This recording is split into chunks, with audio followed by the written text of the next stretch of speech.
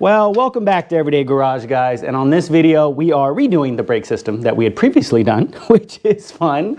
We go ahead and get the torque tube all back together. We do some suspension work. We do have a lot of fun in this episode, guys, so go ahead and stick around. Now let's get started.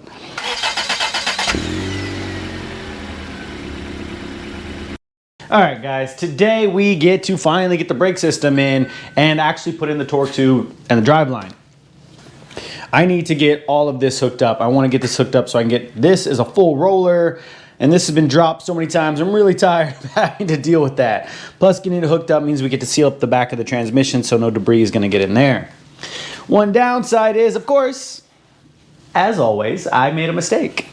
I was actually kind of looking at this and thinking it looked a lot lower than I remember. And it was kind of lower, it wasn't level with this like I normally had seen it before. And that's because I forgot these metal spacers.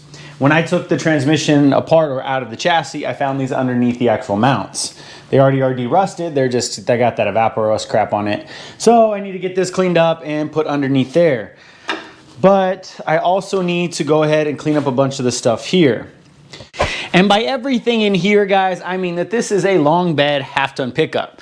Now, a short bed won't have this, but I have an extension carrier and a carrier bearing and all this stuff that kind of has to go in here. The downside is some of that was kind of buggered up. One of the bolt holes for the carrier support was all messed up. Instead of helicoiling it, and I went and found another one. And also I needed some new ball joints for it.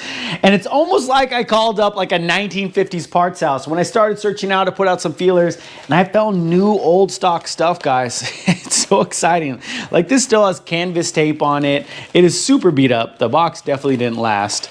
But as you can see, it's got all the right part numbers for it. Now this is the ball joint housing made in USA. For the actual torque tube, I kind of had messed mine up when I redid the rear end, so I got that. And believe it or not, the carrier support bearing in the original box, guys. They have branding on the, no, General Motors Parts Division. Never been used, still has that like oil look to it, but all of the threads are really good, so I'll be able to use it. And that just kind of sits here and holds the carrier bearing for it. I wanted to get all of that. And this isn't new old stock. This I found because I needed to make some modification for it. This is the ball joint housing for the transmission. I did a bunch of cool stuff to it, but I'll show you guys that later. I'm pulling all this out now because along with, you know, our spacers that I lovingly forgot, all this needs to get into paint. And I want to do that now so it can sit there and dry while we, you know, kind of handle everything else that needs to be done here. Let's get that done, guys. Now, the only one that has a little bit of rust on, needs a little bit of touch up is the ball joint housing for the transmission. Again, because that's not the new old stock one. This one's actually pretty beat up, but it's all right. So let's go ahead and hit it on the wire wheel. This is on my 1950s Craftsman motor. I kind of just made this one up, but it works pretty good. Definitely need to bolt it down though. Slides around.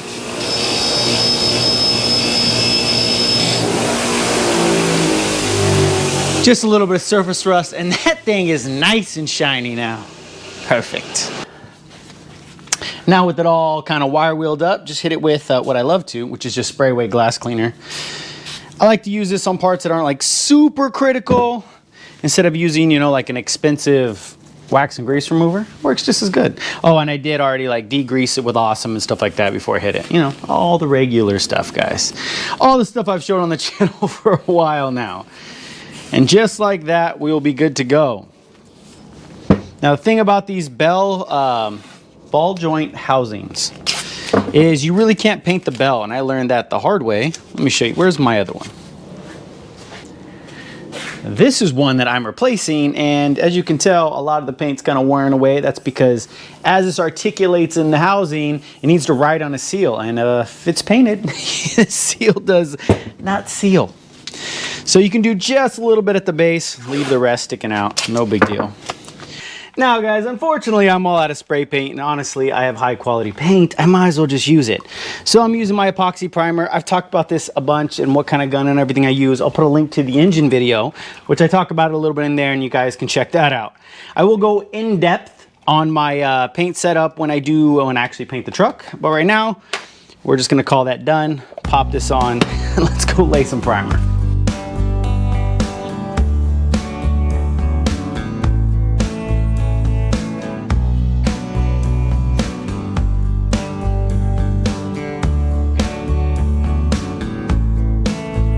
Now we got primer on it, so it's getting ready to go. It says it needs 4 hours before we top coat it, and I'm not doing that. I've never done that.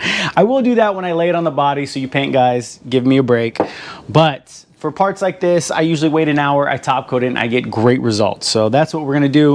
And it's already been like a half hour. I went ahead and cleaned the gun already because you have to do that right away. That is the big downside, actually, HVLP. Rattle can, it's just right there. There, you gotta clean, you gotta move, you know what I'm talking about. What I wanna do before we top coat it is I'm gonna re-top coat all the little parts that I had done before, just to clean it up.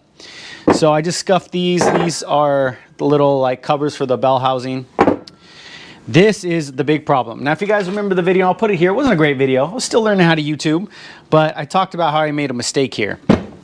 Now, this is the yoke for that intermediate shaft that goes from the carrier bearing out to the, torque tube, that thing. Where did I, there. So I need to take it out. It was super loose in here, which caused a lot of articulation issues. We got a lot of metal in that bearing. So I have to take it apart anyways. Might as well just take it out now. It doesn't look like it was cross-threaded or anything. It just didn't sit in there right. So I'll have to figure out what's going on with that. But that's out.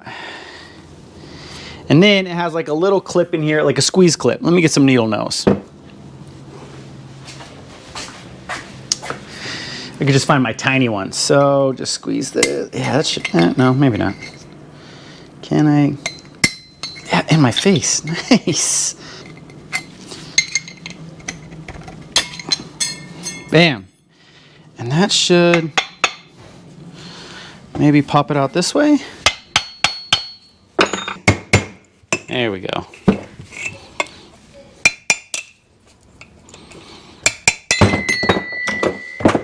There it is. So that's it. And that's just where the bearing sits. Back on to paint, guys. All right, guys, so that's all I'm using is the same thing, the Eastwood Chassis Black. This is just in their 2K version, which just means it comes with a hardener, so it's a 2-stage. This is what I'm going to use for the firewall and the inner fenders and stuff like that, so it's why I've had it on the shelf. I ran out of the spray paint, so it gets used a little bit for the actual chassis, which is what it's meant for. And I get to kind of test it out and see how it is. Well, guys, again, it's the next day after I got done laying all that paint. The boss called and said I can do no more overtime. So I had to go inside for the day, but I will show you the results. So here we go. Hanging up with the tape already off. Look how shiny that brand new metal is. Never been used, so it is brand new. Looks awesome. They came out really good, a bit shinier than I thought. I think that's because some of the coats were too thick in some areas. So that's good to know when I actually start doing the firewall, but looks good. This I left in epoxy. These are just the spacers, so that's real shiny. And then over here is kind of where I left everything sitting, and it came out great. I'm super happy, guys. The thing is, like I said, the paint is still a bit soft. So that's the downside, again, to all this. You can just rattle can it. The next day, that stuff's way dry enough to touch. This stuff's still a little soft. I can handle it, but probably don't want to work with it yet. But that doesn't matter. So now we can move on to doing some fun stuff. Now the paint's down. Let's go ahead and get that brake system together. Now we need to whoop this brake master cylinder into shape. So if you guys saw my last video, basically this flange here, right there, was hitting up against the outside trans cover. What I want to do is just mark right here where the flange meets, and I'm hoping, we'll see, if I just cut that right off, it'll slip right in. Because it was only barely touching. So we'll mark where it needs to cut, and I'll go ahead and just pop this master cylinder off, which is just these two nuts here. Okay, that is with the bracket off. Now you can see that it's slotted. I already had the master cylinder moved over as far as it'll go, so that slotted holes aren't going to make a difference. Let's just go and take our mark here, cut a straight line, or mark a straight line. I'll just run my straight edge on it, and see, I found my scribe pin again. This thing has been sticking around this time, if I can remember where I put it. That should just about do it. I'm definitely gonna need big red for this one, so I can actually try to make some sort of a straight line.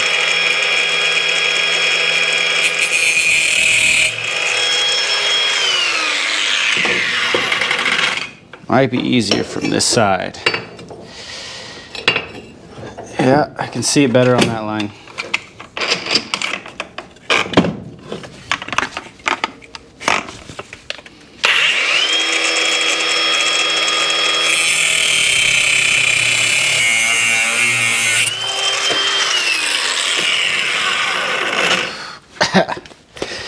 Yeah, I barbecued my arm on that one. Let's go see if it fits. Yeah, that wasn't a straight line. Let's go see if it fits. All right, well guys, I've been staring at this for a little while and I had to figure out what to do. So basically this back bolt, okay, finger stuck. This back bolt here goes right about here. So if I show, it needs about a 1/2 inch to come off, if you can see right in there. So there's no, I can cut it out, but then I probably went in here for a bolt to be a crazy tight fit. It's just not gonna fit here. So I'm just going to have to cut the supports and then move this bracket over like this. I think that's going to be the only way to do that. Yeah, it's the only thing that makes sense. I mean, grinder and a welder, you can make anything fit. So we have a ton of room over here to make that happen. I'll show you guys that in a second. But let's go ahead and get those spacers underneath the mount so I can get the transmission exactly where it's going to be. That way we can measure it out. And then let's just start cutting it up to make it fit, guys. All right, guys, I already went and undid the mounts. Let's just get this bad boy up in the air. And man, have I used the hell out of this engine hoist. I actually picked this up from a guy in Oregon when I was first getting it. He had it just laying in his yard. He had this thing forever. It was only like 80 bucks for a 2-ton weight hoist. Talk. And what was cool was, I was telling him what I was going to use it for. I was actually pulling the 302. He actually drove the Hydromatic transmission 302 combo in one of those big double deuces back in World War II. Or back in the 50s, I should say. He was an old timer. There we go. I left the front mount hooked up because I should be able to leave it just where it's at. There we go. There we go. Oh yeah, it's way high enough now. See, we have the spacer in there. Should line up pretty good. It's a little off, actually. Might just turn them sideways. Kind of matches the length of the mount anyways. And just line it up with the bolt. Come on. That should work. There we go. Long enough to get it where it needs to be. Well, I got the bracket all cleaned up, but again, we're running into more and more problems. So a quick mock-up of this puts, let's just put the nut on the back, this bracket right here. And then what I have here is I went ahead and put the shift levers. So here is where I shift, and this is the throttle lever. You see the problem? Yeah, so that's hitting. It's not a ton, but it needs to be able to come back full swing. And also there's a throttle lever adjustment. So this is the throttle lever that you can actually move it back even just a tad bit more if you need to get the proper geometry. So I need to make sure that it's not hitting at all. And then when we take our plate, we can definitely, create room. And looking at it, we can give ourselves easily about an 1/8 inch gap and still have room to have the master cylinder there. But again, in its current position being where it's at, which was right about here, that'll still hit the throttle lever also. So I need to move the plate up. And since we're on a Heim joint with adjustability, that's okay. The Heim joint could take up any kind of like irregularities in the geometry. Now, if you look at the bracket anyways, you can tell that the legs are kind of, not equal anyway. So I'm not really too worried about changing the geometry on it. So basically we just need these to go up. And since this one's already splayed out pretty bad, I'm kind of going to reverse that. Splay that one out a lot and then bring this one in closer. And hopefully I don't have to bend it. Heat it. I just kind of want to see if I can, let's just try tapping it first. Yes. Yeah, there we go. So that brought that in a little bit. Let's try a little bit more. So what I'm gonna do is get this leg in close enough to clear the throttle lever, and then we'll just kick the other one out to correct the geometry. Oh yeah, we're good. Bend it out.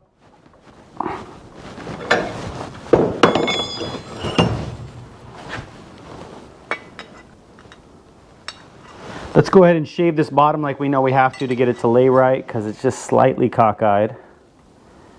And let's go test it out. Well, after quite a bit of finessing, guys, we are in a good spot. Plenty of room here. I got, I'd say, probably a 1/4 of an inch. Plenty of room to adjust it if it needs. It's in a really good spot. And I think it's going to be pretty even. Well, it's as far even as it's going to get. I can't take any more, otherwise I'm going to start getting into our little bracket here. So, just trying to figure out where I need it.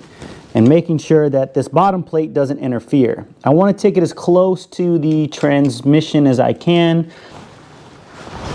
Just going to try to protect the trans just a little bit. And let's go ahead and just tack it in.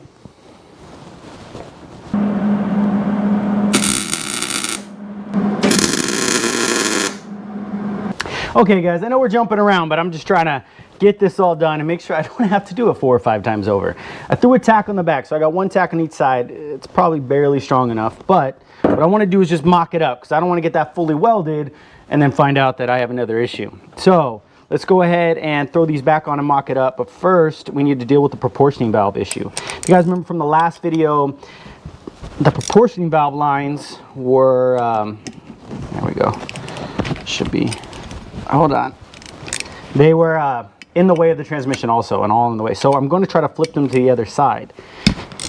Now to do that, I have to actually flip the proportioning valve itself. Now the good thing that the bracket for it is pretty universal, and the bolts are through bolts. So I'm thinking I can just literally flip it and then bring it to the other side. So let's go ahead and get that done. Well, there it is, the finished product. It's not perfect. We barely fit against the transmission, but that's good. And then we do have the fitment issue here that I was kind of worried about. Now, all this really actually is an extension for the Speedo cable. Speedo cable can just plug in here, so I may just eliminate it. We do have like a tiny bit of clearance, but I may just get rid of it because it does flex a little bit. And yeah, the rod does have to come up a little bit. It's definitely at a slope. But like I said, the heim joint should, you know, take that up without any kind of issue. I'm going to go with this. It now fits where it needs to. And it looks like we'll be able to easily get the back line to fit. And we'll just have to remake this little portion here to get it to go right into the front part. And then make 2 proportioning valve lines that wrap around and then come here. I think we have it solved, guys. It's not perfect. It could be prettier, but it's going to work, and it's underneath the cab. It's not going to matter. So let's pop that out and get it welded up.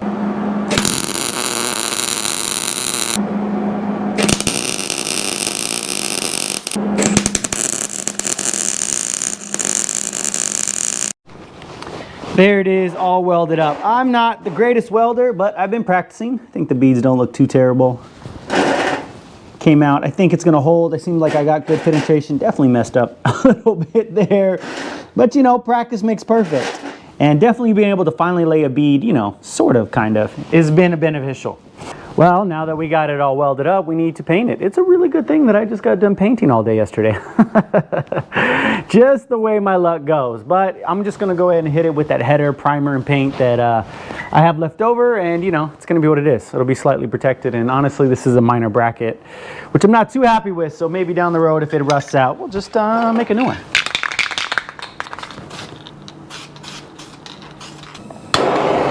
What I've noticed about this engine paint, because it does say it needs to be cured with heat, you hit it with a little bit of a torch after, and it definitely likes to cure a lot better. And then with a little bit of the black. This is going to be a flat black, but it was a flat black before, so that's perfectly fine.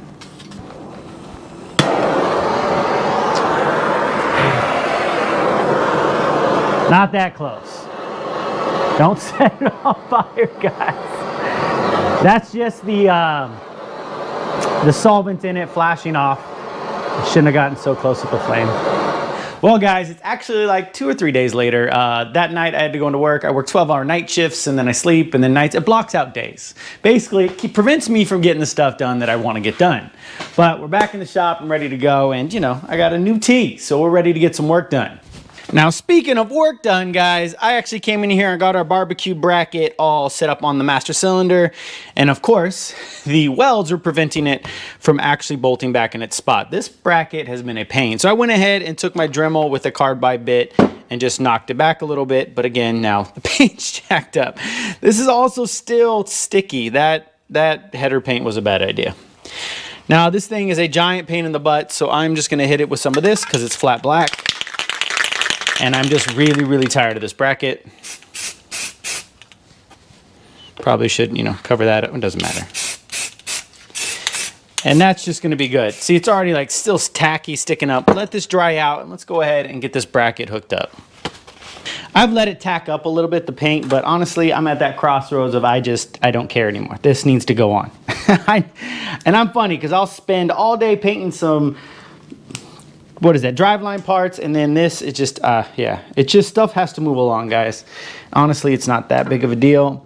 Now, as you see here, I went ahead and hooked up the Speedo cable. I took that whole extension housing out, so it's gonna fit real nice, and the Speedo cable does work. Plus, guys, previously, I did change the rear end in this truck, or I didn't change the rear end, I re-geared it. So it's got 355s in it now. Come on, go in, tell me I grounded enough. Go in. What's going on? Talk to me. You better fit now. There we go. Anyways, I got 355s in the rear, and obviously the speedometer isn't going to be accurate anymore. So I have to put one of those ratio changers on there anyways, which is going to kick this out a little bit further. It's going to be absolutely fine. I'm not worried about it. Yep, that's done. Okay. And I actually had to take it in and out 2 more times because I forgot the rod and then the boot that goes on there. So, you know, this was a lot of fun. All right. Now to see if we can just see, this is that NICOP stuff, so it's super soft. Manipulate this back one in. It's only slightly different. It should fit right in. There we go. Come on. Looks like it needs to come out. There we go. A little bit. Yeah, that's going to fit right on. Which is kind of nice, so I don't have to worry about this at all. Come on, thread on. Oh yeah, there we go. Never mind, I keep saying that, but it's not going on. There we go, nice and smooth. So this one here, it needs to snake right into this one. So I actually don't think we have to remake one. Maybe I can pop this line off and just put a little bend in it and see how that goes. Well, here's that line now. I got my little cheap, I think I got this off Amazon for like 10 bucks. Cheap little tube bender, but I don't know how well. So it's got that rock guard on it. How well it's gonna bend with that on. But we'll give it a go. Looks like it should be okay. Yeah, it puts the bend really far back too. That's the only downside because it only has the 2 points here. I need to get a better one that I can do a tighter bend on. Maybe if I come over here. Hit that tube nut. There we go, that's a little better. It's definitely gonna need to be deeper than that, but I think now that I've started it, I can kind of kink it without, yeah, putting a kink in it. Something like that. I honestly think it's gonna be a little tighter. Let's go ahead and match it up and see what it looks like. Kind of a tight spot to show you guys, but I have it already hooked up to the line here. And just see if we can manipulate it to get to fit right under there. It's pretty close, definitely. Yeah, that'll have to bend a little and then bend this back out a little, I think. It's what I love about this NICOP stuff. That actually came out pretty good. Fits really nice and actually got a nice little professional S to it. This one definitely isn't as pretty, but it's functional. Now let's go ahead and get these proportioning valve lines in and finally put a wrap to this master cylinder. So these here are the stainless steel lines that came with it. They're nice, but obviously not gonna work. I'm not gonna steal the fittings off this. I'll keep it just because I might be able to use it for something else. I do have these cheapy little fittings that came with this line. It's just, I don't know why they color code them. Red and green, and there goes silver. So we're using Christmas colors here. And all I got is my cheapy little flare. Now we'll go with red. That's apparently the size that we need for that one. And yeah, just over here at the workbench, just slam this in. Normally I try to put this in a vise, but let's just try to hold it here. We'll put a flare on this one and just start bending it up from here. And now I got a much better flare, or one that should be suitable. Let's just put an initial 90-degree bend in it because I already know that's the route it's gonna have to take. Let's see if I can, what I can do about it. Again, this thing makes such huge 90-degree bends that you kind of have to start all the way out here. So I'm kind of trying to start on the nut a little bit. See what I can get away with. Can you see I'm really talented with this thing? There we go, that's better. See if I can start it there. I can usually go from hand without kinking it. Yeah, something like that. All right, I got it kind of hooked up here, and then I'm trying to figure out what I want to do. I'll probably bring it around the back. So the way that the proportioning valve goes, it goes front to the back of the proportioning valve, back of the master cylinder to the front of the proportioning valve. So there will be a little bit of overlap, but I want to make sure I get swing. Plus, we're actually not keeping this cap anymore. Since I moved the master cylinder up, this, I think I'll have clearance, but the floor will literally be kissing this. There's probably gonna be like an 1/8 inch of clearance. And so I went out and got the remote reservoir kit, which I think is actually taller. Can I stop dropping everything? Taller? Definitely. So, to create more clearance issues, but we'll place that here and kind of just go off there. God, I hope that's not a problem. Downside is we actually have to change the whole arm altogether. Just toss a bucket under it and we'll be fine. Deal with it later. Now, also our speedo cable's kind of in the way, so we gotta accommodate that. Not too close, not to affect swing, and then we're good. So, I had to get something to mark with, and let's start the bend here. Now, with having such a large radius, trying to figure out where that bend starts, that'll be key. I can never, there, no, and then the handle hits. What about?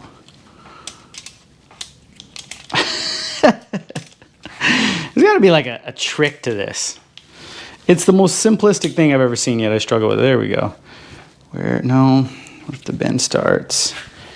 Right about, yeah, that works. Hopefully it's not too close. Note to self, yeah, so the bend's actually back there. Give extra room for something like that. Let's see, just a little snug. Bend's actually pretty good. And then shoot it down. Because with the rotation, we can get it any way we want. I'm not gonna make it fancy, just right about here. All right, here we go. This one should fit. And I went ahead and cut it down so we could actually measure it out. Just need to get it to there. So with our mark, just about where we're gonna want it. We had the bend come in. Come on, girl. You're so curious all the time. Usually fall short of it. Let's hit this here. If we can get that bend to go in there, we're good. Well, as always, guys, mistakes were made, but let me go and show you. We got it done, though. It's done, I promise. So, this was that line that we made up and you saw, but as I actually said in the video and didn't do in real life was it was supposed to go front to back. But remember, we were setting it up for here. So I had to come in and cut and put a new fitting on, but thankfully I was able to save the line. And as you already saw, I went ahead and made this one. So this is good to go. All the lines are set up, the cap's on. We'll figure out speedo stuff later. But my actual worry now is if you look right where the frame is, is it gonna clear the cab is what I'm worried about. So the cab mounts here and the cab mount is yay thick, you know? If it does, it's gonna be real close. Now, I still have to re-bleed the master cylinder and all that stuff, but I'm gonna wait because if I have to chop that bracket up and find another way to lower that back down a little bit, then, you know, we'll deal with that when that comes. I don't wanna have to take it out and bleed it all over again. But even if I have to do that, guys, the lines are good. Those don't need to change at all. The position of that'll be fine. It'll just be quick bracket fabrication, and you know, that is gonna be what it is. Plus, if you come over here and take a little look, you can tell the master cylinder's got a little lean to it. It's not gonna affect operation or anything, but I can definitely, you know, correct that when the time comes. Now, guys, let's finally jump on this torque tube and get this driveline finished up. Now, to start off for the torque tube, we just need to grab this bad boy and bring it all the way over here, kind of set up and hit this here. And that's where that's gonna go. Here was the one that was before, and that's that bolt hole I was telling you guys that was kind of messed up. Oh, can't even see. Right there. That's the bolt hole. It's all wallered out, and it wasn't holding the bolt. Otherwise, it's really good. I'll hold on to this. I mean, obviously, you can helicoil if I ever need a replacement, so it's kind of nice to have. Now to get that in, I need 1/2-inch bolts. That's all I have. All of the hardware that I have for this, and I still had to go out and buy stuff. So I have those right here. They were originally, of course, fine thread, because everything on this truck was fine thread, but coarse thread is all that they have at the parts store, so we'll go ahead and run that. Bam. First part in. Now over here at the very, very busy workbench style, I have everything I actually need. It just looks crazy. Now, we need to change out this bearing. You can kind of hear it. It doesn't seem too bad, but again, like I said, we got metal, definitely saw metal flakes in here. Just want to replace it, and I already have a replacement here. This was a new old stock. I couldn't find a decent new old stock again, so we're gonna go with NSK. Just throw some bearing pullers on it. This is my cheap Amazon special bearing pullers. I've used the heck out of these things though. And just drop it in. Helps when you do it right. But before we smack on a new bearing, I do want to check the threads on this, because as you guys saw, it was loose in there for some reason, so I want to make sure that the threads are doing okay. This is just a thread chaser, so let's hit it with a little bit of lube and make sure everything looks good. Now, I've definitely learned a ton since I originally did this, guys. I've gotten a lot better with this kind of stuff. So I'm pretty confident we'll get this back together a lot better than it was before. But I want to make sure I kind of fix all my mistakes. There we go. Yeah, it's going in real good. So maybe that, I'll put some Loctite on it this time, probably red Loctite, because this thing doesn't really ever need to come out. Yeah, there's no issues at all. Must have just been me. And just bang that new bearing on. This one is sealed on both sides. It's not a big deal. It's just a metal shield, so it still means fluid and stuff can get in there. And if you don't have a press like I don't, just hook it up like that. Tap it in. Let me get my dead blow.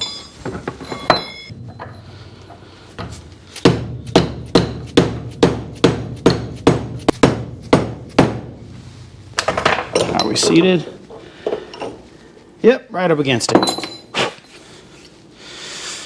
There we go, new bearing. Now, this is actually where the bearing goes in. Now, one of the things that I think I messed up, as always, was this was already painted before. Remember, I just put a coat over it. I kind of was going over where the seals and everything ride, and I'll show you guys that in a little bit. I think all of this shouldn't have paint. So I'm going to strip it back to that little ridge there and set it up, and maybe one of the reasons, one of the issues I was having before. Stay. Stay. All right, there we go. A lot better looking. Give a nice place for that seal to ride. And back at the messy workbench that I'm constantly working at, bad bearing can go. This is the polished up. I went ahead and hit it with some Quad Zero. It really talks about making sure there's no burrs or anything on it. And I'm really trying to do it right this time. I did all the same to the others. I actually wire wheeled it back so everything's polished up and ready to go. Couple things we have to do before we can start installing, guys. It's now the actual U-joints. So I talked about this in a previous video, and I'll put the link to that there. But I had brand new U-joints on here, but because the metal got in, and this was the one that happened, so where's the housing where it really got destroyed? It was this housing, well, of the old one. So this one goes in here, and there was just metal in it everywhere. This still barely turns. It's real crunchy. And then when I popped it off to check metal inside, I lost all of the needles. So we need to put a new one on here. The downside is, let me bring you in actually. This is the U-joint that goes to the back of the transmission. They're exactly the same, but that's just the yoke for it, I should say. As you can see, they're actually kind of different. So this is the original style, no needle bearings. Just goes on here, rides in like a bushing style.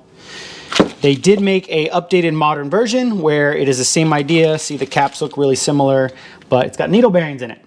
And so this was pre-COVID put together. After COVID, you can't find them anywhere anymore. I don't know if they're in stock now or they're restocking them eventually. No one had them. So I don't know who was making them. So I got both of these from Chev of the 40s. This was from Chev of the 40s. I hit them back up. I had them search the whole warehouse. They had nothing like this anymore. So if you can find the one with the needle bearings, obviously get it. This one was still good, so I kept it because the needle bearing obviously is a better style U-joint. But this is the one that I took off the truck, and the truck had 70,000 miles on it. It looked like it probably rolled over, so this will be just fine. We'll just go ahead and go with this. All right, this here is my beloved ball joint removal tool. I've used this thing so many times on this channel, working on this truck, and essentially I just use it as a mobile hand press. So we'll just push these out. Makes it so much easier than having to have a press around here. I do have access to one. I've talked about it before. My uncle has one. I could always go over there, but I could even bring it here. He doesn't use it. I just don't have room in this shop. And if I have that option, we'll just keep this. Room in this shop is always at a premium. I do have plans to get a bigger space, and it's not like I'm, doing well on YouTube. I can get a new shop.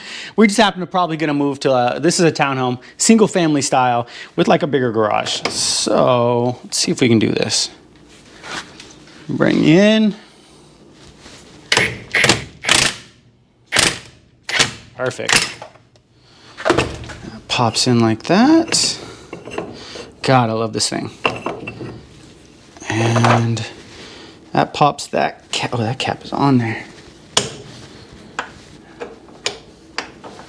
Be able to slide these out. No, how to get that last bit. Maybe I can just grab onto it. There we go.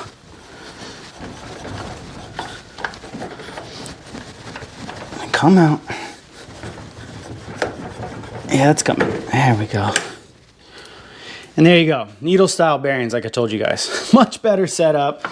But unfortunately, I ruined it. There it is, and that's out. This will go in like this. Now, this does have grooves here, so that's how it gets in for oiling. Groove puts it in like that. It is one side or the other, but from what I can tell, there's no top or bottom, just one side is grooved. At least I hope not. Couldn't find a reference for it.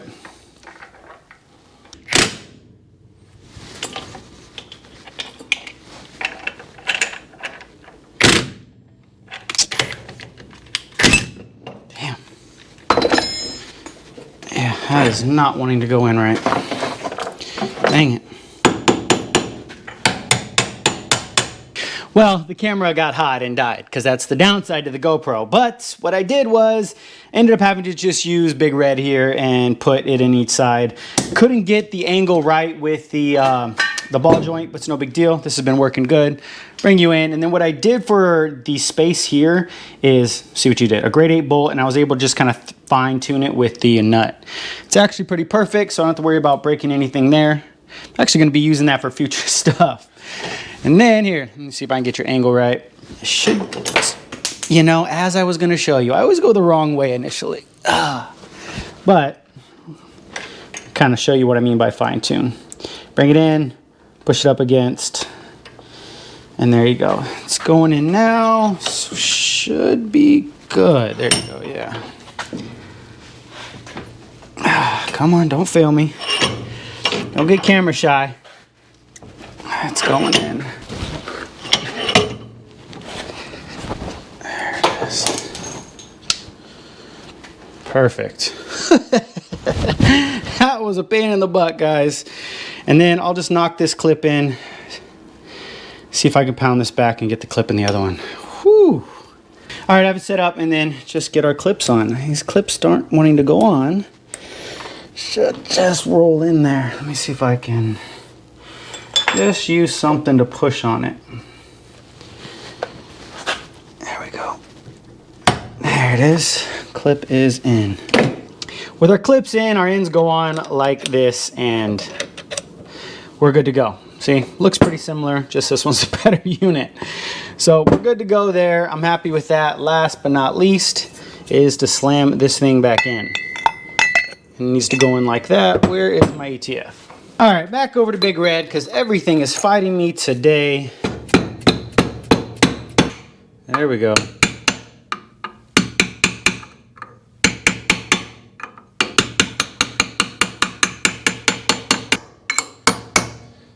All right, there it is. I don't understand why it even needs a retaining clip, because that's never coming back out. But let's just get the retaining clip in there. There it is. And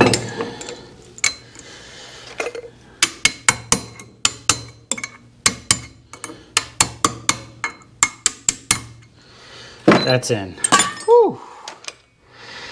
All right. Let me clean up all this mess that I've created. Let's get back to work. All right, guys. Well, the camera keeps dying and shutting off on me because I'm having that kind of camera day, but it's okay. No big deal. We went and jumped ahead. I got the bearing in, and then I put the yoke in. Now, remember with the yoke, I'm just trying to go backtrack on the issues that I had. It was real sloppy. I think what happened was it's got this like washer right here, and that needs to seat all the way down in there to take up the slack from the yoke, and I didn't think when I first installed it previously, I did that properly. So it's in there, it's tight. I seated it, cranked it down, torqued it to spec, and it's got red Loctite in it. This thing is not going anywhere. So we can check that off. But before we jump into doing that, we got just one last thing to trial and fit, and then we can finally just throw this thing together. We have to take our ball joint housings, yeah, because we have two of them. And we have to actually make sure that they are spaced properly away. And I remember I kind of talked about earlier in the video about articulation. It has to be able to move properly, you know, with the U-joint, otherwise it's gonna bind up and cause issues, which I think I was having. Now to do that, you have gaskets basically that you use as a spacer. And I'll show you that in a second. But what I wanna show you is the new and updated one I kind of talked about. So this is the original one, and basically this one has this little pressed on fitting, and then it's pinned in 3 spaces. You put a rubber seal in it, and the seal sucks. This is that kind of rubber seal, and if it's already pinned and you don't want to unpin it and do all that, you have to squeeze it in there, which is why I did, and that's a terrible idea. Or you can go ahead and drill out the pins, and a lot of guys do that. Then they tap it for set screws, put the seal in nicely, press it down and set screw it. Some people get good results that way, but for the most part, everyone I talk to, these things always leak because it's just not a great design. Now, not my idea, but I did find it on some forums. A guy did this. He took one of these, and this is another one, because I sent this out to get machined while still driving the truck. And went ahead and machined a whole nother piece and have it pressed on like I did here, and these are the set screws, and then had an output shaft seal put in, a modern one. So that way it rides perfectly, seals nicely, no leaks. The guy has driven it for 15,000 miles without a single leak, he said. So that's the way I went. I'm super excited to have this because my leak was chronic and bad. So I'm super excited for this upgrade, guys. Now let me go over there and show you how we're gonna hopefully get this set up right. Now, what goes on first is this thing. I literally only had to paint this strip here because it's going to be the only thing exposed. Now, what it needs is an O-ring. Now, this O-ring came out of the Power Glide kit. I was able to find that the Power Glide transmission and the Hydromatic transmissions share the same seal and gaskets, because there's no, you know, outside gasket seals for the Hydromatic I could find. It's for the Chevy car. Power Glide works perfect. Here is our O-ring. Now it's already oiled in here. I've already oiled the O-ring, so we'll just slip it on. There we go. Doesn't want to say once that O-ring's in. And then we just take, our ball and we put the outside housing on. Do not put the seal on. There's a seal that goes between these two, but when you're trying to test the chain, you leave the seal out because it's supposed to give a false reading. Come on, that O-ring is killing me. There we go. So just line it up, and there we go. So like that. Now, here are our shims and gaskets. They work as the same thing. Again, this is from the Power Glide kit, because if you find one for the regular truck, it's not going to be the right bolt pattern. You need the Power Glide kit. Come on. Bear with me. So it says in the book to start with 4 shims and go down from there, because they only send you 4. So 4 is the only option I have without buying a whole nother kit. Now, last time I did this, because I thought I did this right, it needed all 4, but we'll see. Yeah, this is awkward, needless to say. And just thread it in. There we go. Now that I got one started, I can go around. Well, guys, it's all torqued down, and of course, it's not going well. So it says in the book, use 2 hands, and if you were able to move it, it's good. It just needs to be a snug fit. But yeah, no, that's that's not going anywhere. Wow, that sucks. I really think it has a lot to do with these crappy gaskets. So it is the Power Glide kit. They do fit, but here is another one. So I had to buy a Power Glide kit to get this to fit to the transmission, but for the actual long bed part is a totally different kit because you need another special type of gasket. So I bought that. Look at the thickness difference in these alone. This is, I'd say, at least twice as thick as these are, which is probably going to make this a lot better, and frustrates me a little bit because I'm most likely going to have to buy a whole nother gasket set, and a whole nother gasket set can't get here for another week.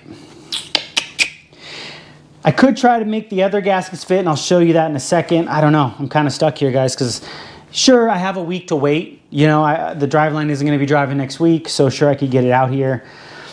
But at the same time, it's just, I want to get stuff done. It's kind of my impatience. Let's go ahead and try to get this one fit up, which is the ball here. The only thing is we have to take this out because it does need this shaft in here to be able to mate up properly, and then we'll see where it actually goes. All right, guys, let me get that all set up and we'll see if this one fits. Oh, man. Well, guys, as you can see, it's in here and we have the same problem. This isn't going anywhere. I can pretty much lift up as hard as I can. Almost have been this little bracket here. That's really surprising to me because I've done this before, like I said, and it only took 4. And this is the same kit as before. And I was able to seal it up. Yeah, I don't know. Maybe because everything here is new. Obviously, this is brand new, and this ball is brand new. So obviously, the shimming is going to be a little bit different. You know what, guys? I actually slept on it. I thought about it. I'm not going to let this video. I can't let it end like that. I can't stand here and be defeated. So I went out and got some gasket material. We're just going to make our own. There's no reason I can't just make up a gasket and make it work. It shouldn't be a problem. It's really just for spacing. So that's what we're going to do. Plus, I was looking at that video and I had to clean up in here a little bit. It was pretty trashed. It still is, guys.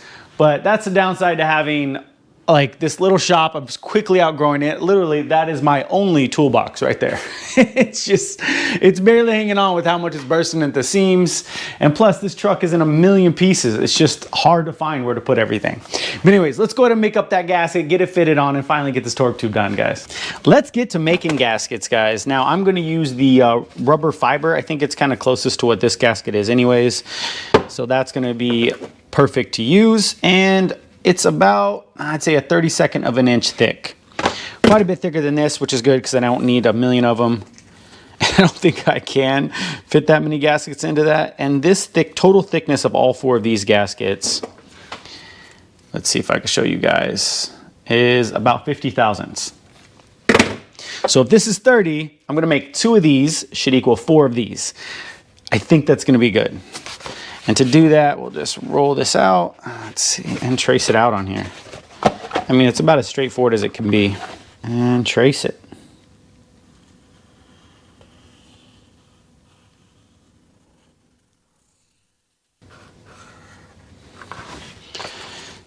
See, that's simple. Okay, and then I'm just gonna punch now because I think it's gonna be a lot easier to punch these holes when it's all intact like this. And this is a 3/8 punch. Now, a little arts and crafts, and as you already saw, I'm not great, but hopefully I can follow a line, sort of. So let me get this all cut out with some basic scissors, guys, and we'll see how it looks. And there is our gasket, and I went ahead and made up another one. Now, you can't even really tell the difference. That is just so much easier. It took me like 5 minutes, guys.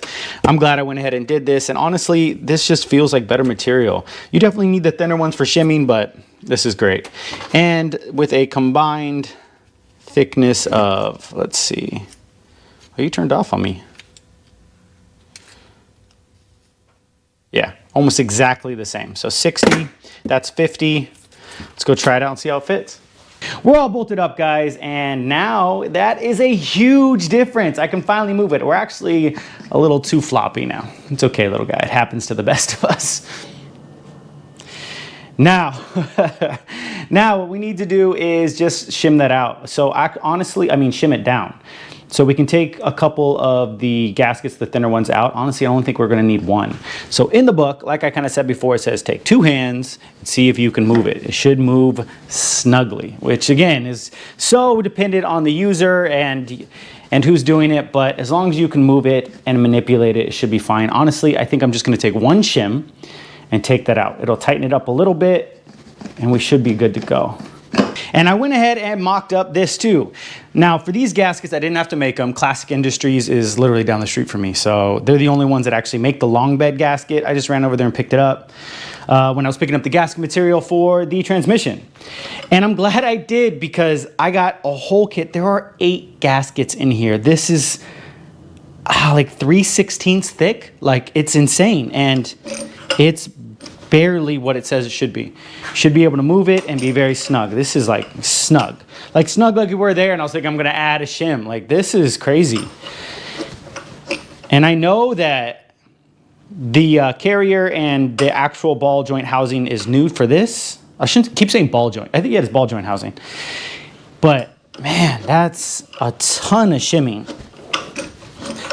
This is exactly what the book says, so I'll leave it. I'm not too worried about it, but wow, that's crazy. So now we have this all set up. We can just throw this together finally and get the torque tube, because now once you get the shimming right, it's just a couple of U-joint bolts and it slams together. Let's get it together, guys. All right, guys, let's slam the U-joints in. And this is the nice one with the, oh, I'm actually have to turn that. Hold on a second. With the needle bearings in it. So I am terrified of losing them. Now the transmission is in neutral, so it should turn relatively easy enough. Come on. There it is. That way the needles aren't pointing down, or the caps, and they don't just want to spill out on me. There we go. Pops in just like that. Put our locking tab and the screws. And then making sure, now to tighten it down, I want to make sure that I get a good flat spot for the, come on, for the locking tab. There it is. That's a good flat spot. What about you? One more. There we go. And then we'll knock down those locking tabs and be done and stop dropping everything. Done. Now it's all together. I already went ahead and threw the yoke and U-joint in here. Now this is just the ball joint housing, our 1,000,000 gaskets. I really just don't see how this is actually gonna seal. And then we have the seal for this ball housing, the cover.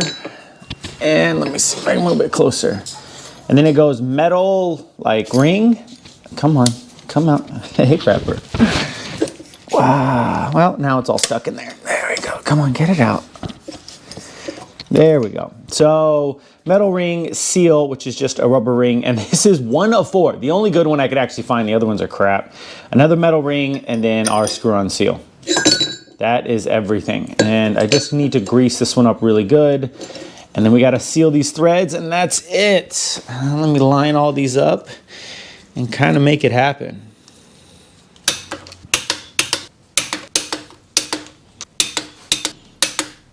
Well, guys, the battery died, but that's par for the course. So all I did was hand tighten this. Now I could use a pipe wrench to get this tighter, and I have done that. just so I can really squeeze out the seal so it's really tight against this. But it says hand tight. I'm gonna leave it the way it is and see if it seals up, and if not, we'll do that. Now over here, if you guys can see this hole, this is where you fill this whole ball housing up with ATF. Now, if you have a manual transmission, you use gear or lube, but for the automatic transmission, obviously you want to use ATF. That's what it says in the book. We're going to try it. Now, the problem with ATF is it's just thin, so it tends to leak.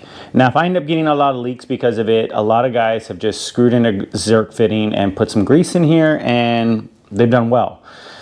I just don't want to do that because it can mix, so I'm going to try it this way, but if not, we'll just go back the other way. And I got this cool little hand pump off Amazon forever ago. I'm just going to see if we can, squeeze some ATF in there.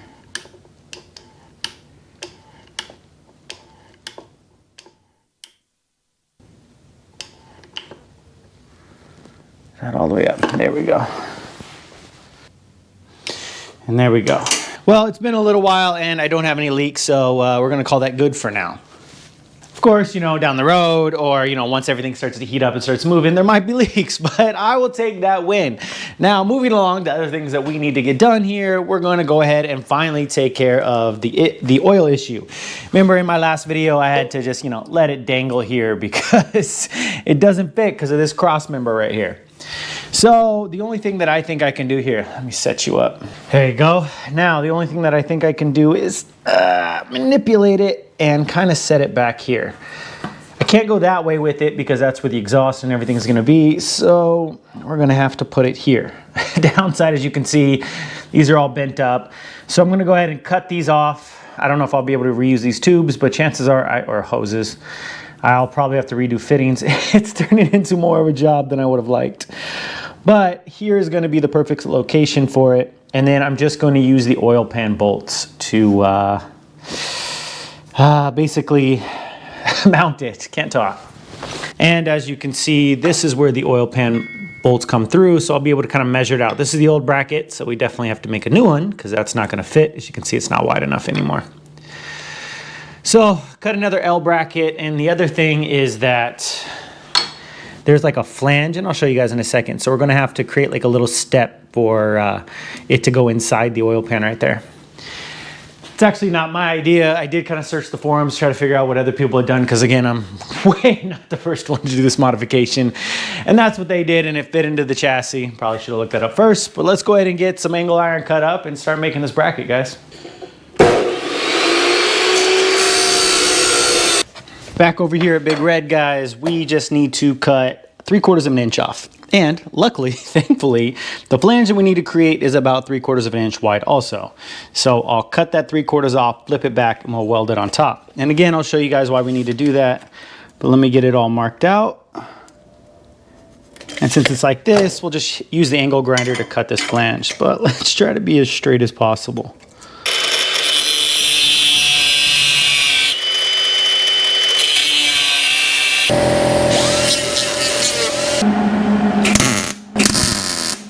There's our bracket, guys. I already went ahead and wire wheeled and got it all done. And see, it's just all tacked up. I just needed that there. It's not structural, just so it doesn't move when it's getting bolted in. And again, I'll show you why we need that spacer. So this actually was supposed to be 4 inches, came out to 3 7/8. Now the spacing for the holes that we need for our mounting is 2 1/4. 2 1/4 minus, what is that? 3 7/8 is 1 1/8, which comes out to 9/16 on each side. Lots of boring math. Long story short, if we measure 9/16 on each side, which should come out to here, that should give us, if I could mark it, roughly 2 1/4 separation, which it does. Something like that. So we're all marked up. Now I'm just going to take it over the drill press and knock it out. I think I made that more difficult than it needed to be. And I always say it when I bring it over here, but I think it is so cool making things for this truck on this old 1930s drill press. All right. Just something about old tools on old vehicles. Whoa. That drill bit is not in there correct. That thing was crazy wobbling around. All right, let's get that fixed up. All right, there we are, all bolted down, and this is exactly why I wanted to test fit it before I drilled the holes, because it does need to be offset. I will need to put that about as close to the edge as I can get it. That still leaves me pretty ugly with the tubing here, but that's just where it's got to be. And that barely clears, well actually, let me make sure. If I put it there, yeah, barely clears the chassis and the cross member, but will be just perfect. So we'll go ahead and put it there. We'll get those holes done up. I'm just gonna cut the tubing here and we'll see how that looks. Well, I got the bracket all mocked up. Let me put a little light on for you. It's right there. It looks pretty good. I'm pretty happy with it. I can't complain. The only thing is of course, you know, one hole is slightly off, so I couldn't get a bolt in, but it sits pretty good, and our clearance is solid once it's up there, so you can kind of see. We got a nice little, I don't know, let's call it 1/4 inch there, 1/2 inch there. Pretty happy with it. Of course, the downside is this. These hoses aren't going to fit at all. That needs to go there. That needs to go way over there. So I have to figure out what I'm going to do there, guys. I don't have any more of this hose, so I can't even try to mock something up right now. I really need to get a swivel style fit. I really need to get a swivel style fitting. That way I can kind of clock where the fittings are gonna go and it gives me more adjustability. I really have to look at what I can do. I might have to switch over to AN fittings. If I do, that's really gonna hurt my feelings because those are crazy expensive. I went ahead and bought those kind of pipe style fittings because I was hoping to save some money, and that just might have cost me more. We'll deal with that later. I'm gonna waller out that hole to make the other one fit. Then we gotta take it off and paint it and still mock it up. So we're gonna call that done for this video. At least we know where it's gonna go. With that all done, guys, that wraps up this video. I know this video has been all over the place, but I was just trying to knock out all the little stuff, jump the hurdles that I was running into, because we just had to knock out the chassis before I get the cab back, which is hopefully this coming week. If not, it'll be the week after that. But I dare say it, this chassis is almost done. I mean, besides needing a little bit of suspension work, which we'll be doing in the next video, and you guys will see that, and getting that oil kind of plumbed right, that kind of ends everything. So the cab should come back next week from the sandblaster. If it doesn't, it'll definitely be the week after that. So if it doesn't come in next week, we'll finish up the oil stuff. I think I've found a solution for it, but you have to wait to see that. A little bit more suspension work. We do have the steering box, but that's it. Those are the 3 little check marks. We are going to be done with this chassis. That means just on to paint and body and knocking on the last bit of that, and then we can finally get this bad boy on the road. No one in the world can be more excited to have a car on the road right now than me. But that's going to be soon, because the goal is to put this in a camping trip this July. Since, you know, I keep missing all my deadlines, let's set new ones. But anyways, again, that's a video, guys. I just want to say thank you so much for the support I've been getting, and I appreciate it from all of you. I appreciate the few people, the 4 or 5 of you that actually do watch my videos. It always means a lot. And again, guys, if I can do or stumble through any of this, so can you. I'll catch you guys on the next one.